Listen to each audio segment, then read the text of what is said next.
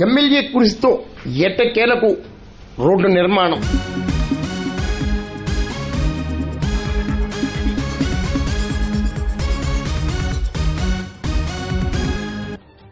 కాకినాడ జిల్లా అనపర్తి నియోజకవర్గం పెదపూడి మండలం రెవెన్యూ కార్యాలయ రహదారికి ఎట్టకేలకు ఎమ్మెల్యే నల్లమిల్లి రామకృష్ణారెడ్డి కృషితో మోక్షం లభించింది.